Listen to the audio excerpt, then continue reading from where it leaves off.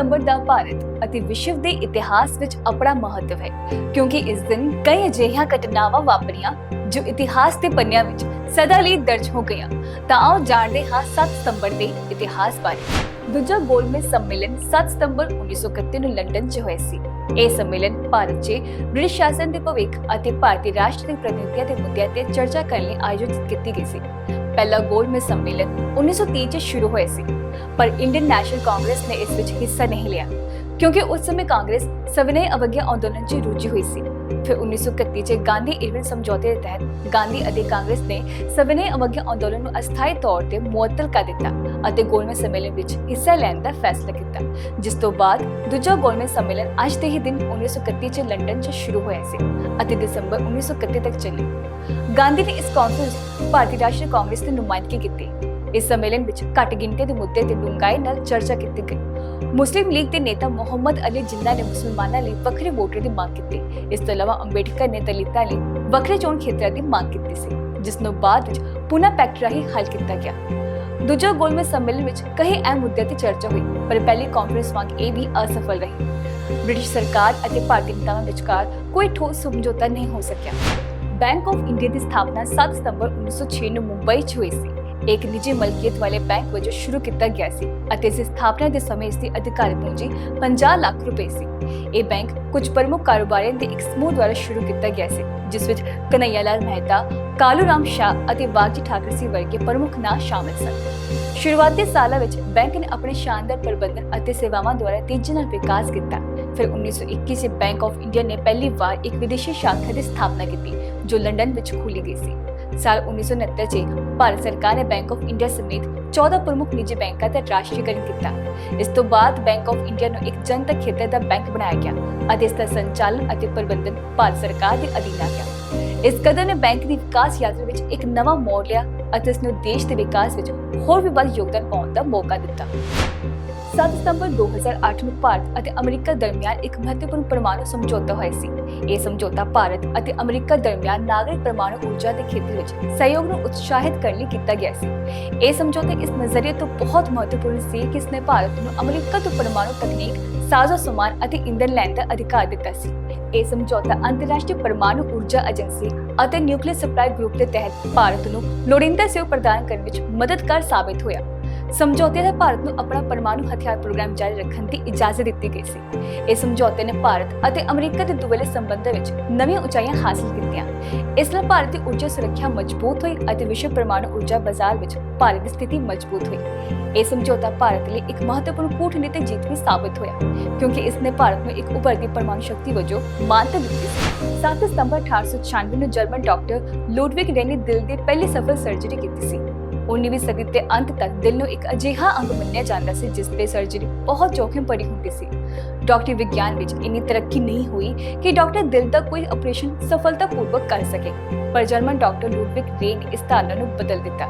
ਦੱਸਿਆ ਜਾਂਦਾ ਹੈ ਕਿ 22 ਸਾਲਾ ਵਿਲਹੇਮ ਦੇ ਦਿਲ 'ਚ ਚਾਕੂ ਮਾਰਿਆ ਗਿਆ ਸੀ, ਜਿਸ 'ਚੋਂ ਇੰਨਾ ਖੂਨ ਵਹਿ ਰਿਹਾ ਸੀ ਕਿ ਉਸ ਦੇ ਕੱਪੜੇ ਖੂਨ ਨਾਲ ਰੰਗੇ ਹੋਏ ਸਨ। ਡਾਕਟਰ ਰੇ ਨੇ ਵਿਲਹੇਮ ਦੇ ਜ਼ਖਮ ਦੇ ਨੇੜੇ 14 ਸੈਂਟੀਮੀਟਰ ਲੰਬਾ ਚੀਰਾ ਬਣਾਇਆ। ਫਿਰ ਦਿਲ ਵਿੱਚ 3 ਟਾਂਕੇ ਲਗਾਏ ਗਏ ਅਤੇ ਖੂਨ ਵਗਣਾ ਬੰਦ ਹੋ ਗਿਆ। ਡਾਕਟਰ ਰੇ ਨੇ ਮਰੀਜ਼ ਨੂੰ ਅਗਲੇ 2 ਹਫ਼ਤੇ ਤੱਕ ਆਪਣੀ ਨਿਗਰਾਨੀ ਹੇਠ ਰੱਖਿਆ। ਮਰੀਜ਼ ਦੀ ਹਾਲਤ 'ਚ ਹੌਲੀ-ਹੌਲੀ ਸੁਧਾਰ ਹੋਣ ਲੱਗਾ ਅਤੇ ਉਸ ਨੂੰ ਹਸਪਤਾਲ ਤੋਂ ਛੁੱਟੀ ਦੇ ਦਿੱਤੀ ਗਈ, ਜਿਸ ਕਾਰਨ ਇਸ ਨੂੰ ਦੁਨੀਆ ਦੀ ਪਹਿਲੀ ਸਫਲ ਦਿਲ ਦੀ ਸਰਜਰੀ ਕਿਹਾ ਗਿਆ। ਬ੍ਰਾਜ਼ੀਲ ਨੇ 7 ਸਤੰਬਰ 1822 ਨੂੰ ਪੁਰਤਗਾਲ ਤੋਂ ਆਜ਼ਾਦੀ ਪ੍ਰਾਪਤ ਕੀਤੀ। ਇਸ ਇਤਿਹਾਸਕ ਘਟਨਾ ਨੂੰ ਬ੍ਰਾਜ਼ੀਲ ਦੇ ਸੁਤੰਤਰ ਦਿਵਸ ਵਜੋਂ ਮਨਾਇਆ ਜਾਂਦਾ ਹੈ। 18ਵੀਂ ਅਤੇ 19ਵੀਂ ਸਦੀ ਦੇ ਦੌਰਾਨ ਬ੍ਰਾਜ਼ੀਲ ਪੁਰਤਗਾਲ ਦੀ ਇੱਕ ਬਸਤੀ ਸੀ। 1807 ਵਿੱਚ ਪੁਰਤਗਾਲ ਦੇ ਰਾਜਾ ਡੋਮ ਜੁਆਓ 6ਵੇਂ ਨੇ ਨੈਪੋਲੀਅਨ ਯੁੱਧ ਦੌਰਾਨ ਆਪਣੇ ਪਰਿਵਾਰ ਅਤੇ ਅਦਾਲਤ ਨਾਲ ਬ੍ਰਾਜ਼ੀਲ ਵਿੱਚ ਸ਼ਰਨ ਲਈ। ਉਹਨਾਂ ਨੇ ਰੀਓ ਡੀ ਜਨੇਰੀਓ ਨੂੰ ਪੁਰਤਗਾਲੀ ਸਮਰਾਟ ਦੀ ਰਾਜਧਾਨੀ ਘੋਸ਼ਿਤ ਕੀਤਾ, ਜਿਸ ਨਾਲ ਬ੍ਰਾਜ਼ੀਲ ਦੀ ਮਹੱਤਤਾ ਵੱਧ ਗਈ। ਪਰ ਜਦੋਂ 1820 'ਚ ਪੁਰਤਗਾਲ ਵਿੱਚ ਲਿਬਰਲ ਇਨਕਲਾਬ ਹੋਇਆ ਤਾਂ ਉੱਥੋਂ ਦੇ ਲੋਕਾਂ ਨੇ ਰਾਜੇ ਨੂੰ ਪੁਰਤਗਾਲ ਵਾਪਸ ਜਾਣ ਲਈ ਮਜਬੂਰ ਕਰ ਦਿੱਤਾ, ਜਿਸ ਨਾਲ ਬ੍ਰਾਜ਼ੀਲ 'ਚ ਆਜ਼ਾਦੀ ਦੀ ਮੰਗ ਵੱਧ ਗਈ। ਬਾਦਸ਼ਾਹ ਦੇ ਪੁਰਤਗਾਲ ਪਰਤਣ ਤੋਂ ਬਾਅਦ ਉਹਨਾਂ ਨੇ ਆਪਣੇ ਪੁੱਤਰ ਪ੍ਰਿੰਸ ਪੋਡੇਰੋ ਨੂੰ ਬ੍ਰਾਜ਼ੀਲ ਦਾ ਸ਼ਾਸਕ ਨਿਯੁਕਤ ਕੀਤਾ ਅਤੇ ਪੁਰਤਗਾਲੀ ਸੰਸਦ ਨੇ ਆਦੇਸ਼ ਦਿੱਤਾ ਕਿ ਬ੍ਰਾਜ਼ੀਲ ਨੂੰ ਇੱਕ ਬਸਤੀ ਦੇ ਰੂਪ ਵਿੱਚ ਦੁਬਾਰਾ ਸਥਾਪਿਤ ਕੀਤਾ ਜਾਵੇ। ਪਰ ਬ੍ਰਾਜ਼ੀਲ 'ਚ ਆਜ਼ਾਦੀ ਦੀ ਮੰਗ ਵਧ ਰਹੀ ਸੀ।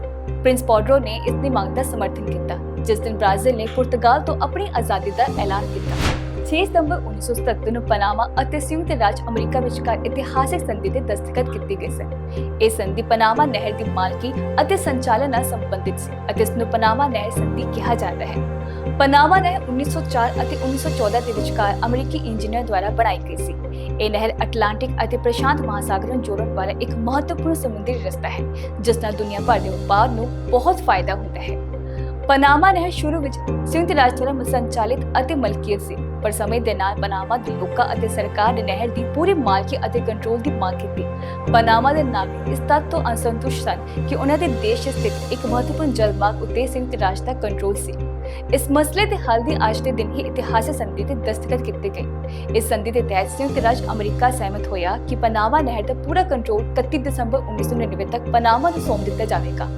ਅਮਰੀਕਾ ਨੂੰ ਇਸ ਸੰਧੀ ਦੇ ਭਵਿੱਖ 'ਚ ਨਹਿਰ ਦੀ ਸੁਰੱਖਿਆ ਯਕੀਨੀ ਬਣਾਉਣ ਲਈ ਲੋੜੀਂਦੀ ਕਾਰਵਾਈ ਕਰਨ ਦਾ ਹੱਕ ਮਿਲਿਆ ਹੈ।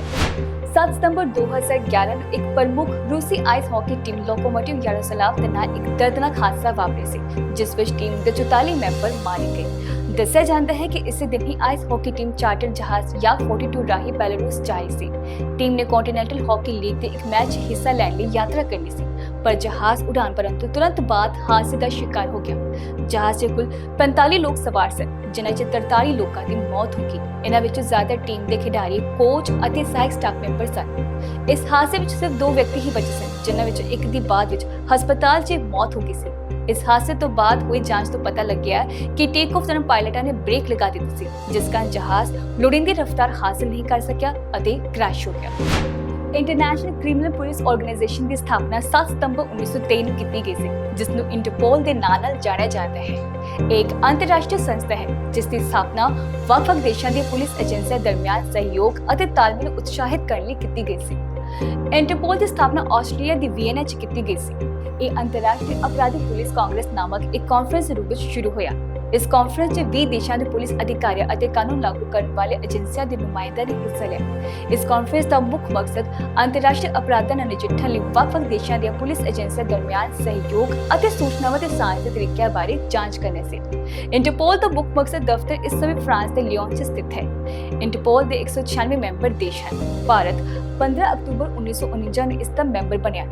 ਇੰਟਰਪੋਲ ਦੇ ਹਰ ਇੱਕ ਮੈਂਬਰ ਦੇਸ਼ ਦਾ ਇੱਕ ਰਾਸ਼ਟਰੀ ਕੇਂਦਰੀ ਬਿਊਰੋ ਹੁੰਦਾ ਹੈ, ਜੋ ਉਸ ਦੇਸ਼ ਦੀਆਂ ਕਾਨੂੰਨ ਲਾਗੂ ਕਰਨ ਵਾਲੀਆਂ ਏਜੰਸੀਆਂ ਅਤੇ ਇੰਟਰਪੋਲ ਵਿਚਕਾਰ ਸੰਪਰਕ ਵਜੋਂ ਕੰਮ ਕਰਦਾ ਹੈ।